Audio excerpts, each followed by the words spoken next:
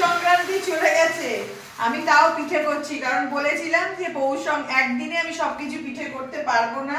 ওই পৌষ সংক্রান্তির দিন শুধু দুধ পুলি বানিয়েছিলাম, মাঝখানে দুদিন রেস্ট করলাম, রেস্ট করে এখন দেখো পাটিসাপটা করেছি, কত পাটিসাপটা করছি, আর এদিকে পায়েস বানাচ্ছি।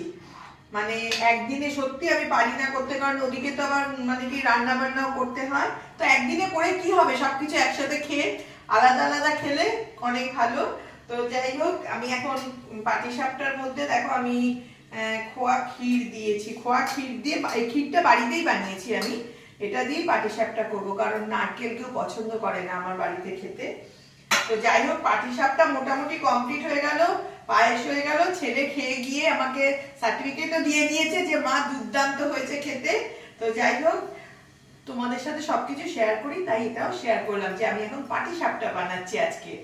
আর কি, মোটামুটি পৌষ সংক্রান্তির সব কাজ আমার হয়ে গেছে, খাওয়ানো দাওয়ানো, আর কিছু করবো না, এই অবধি শেষ। আর একটাই লাস্ট বাকি আছে করতে, তো সবকিছুই করা হয়ে গেছে।